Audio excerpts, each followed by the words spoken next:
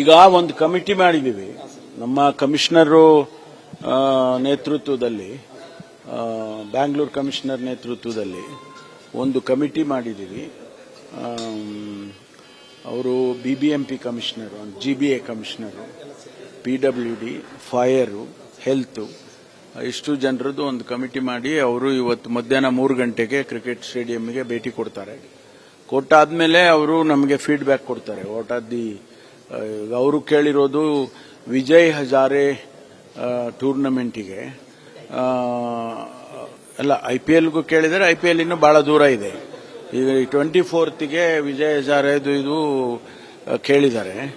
ಅದಕ್ಕೂ ಅವ್ರು ಹೇಳೋದು ಏನಂದ್ರೆ, ಅವರ ರಿಕ್ವೆಸ್ಟ್ ಇರೋದು KCAದವ್ರದ್ದು, ಸ್ಪೆಕ್ಟೇಟರ್ಸ್ನನ್ನು ನಾವು ಅಲೋ ಮಾಡೋದಿಲ್ಲ, ಓನ್ಲಿ ಮ್ಯಾಚಸ್ ಮಾತ್ರ ಆಡಿಸ್ಕೊಳ್ತೀವಿ, ಅದಕ್ಕೆ ಪರ್ಮಿಷನ್ ಕೊಡಿಸಿ ಅಂತ ಕೇಳ್ತಿದ್ದಾರೆ.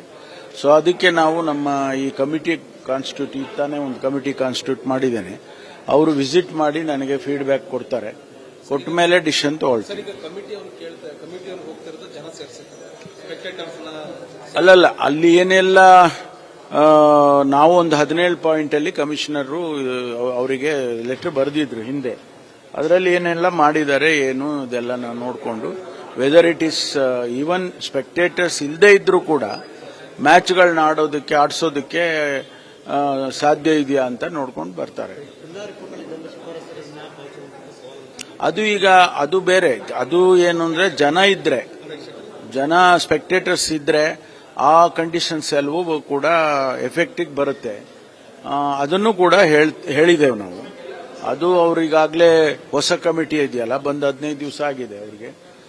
ನಾವು ಫಾರಂ ಮಾಡ್ತೀವಿ, ಅದನ್ನೆಲ್ಲ ನಾವು ಕಂಪ್ಲೈ ಮಾಡ್ತೀವಿ ಅಂತ ಹೇಳಿದ್ದಾರೆ.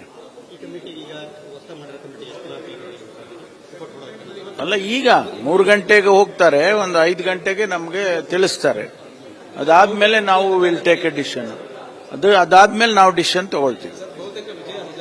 ಅಲ್ಲ, ಅವ್ರು ಹೇಳೋವರೆಗೂ ನಾವೇನು ಡಿಸಿಷನ್ ತಗೊಳ್ಳೋದಿಲ್ಲ. ನಮ್ಮ ಕಮಿಟಿ ಈಗ ಏನ್ ಮಾಡಿದೇನಲ್ಲ, ಆ ಕಮಿಟಿ ಏನು ನಮಗೆ ತಿಳಿಸ್ತಾರೆ, ಅದರ ಮೇಲೆ ನಾವು ಡಿಸಿಷನ್ ತಗೊಳ್ತೀವಿ.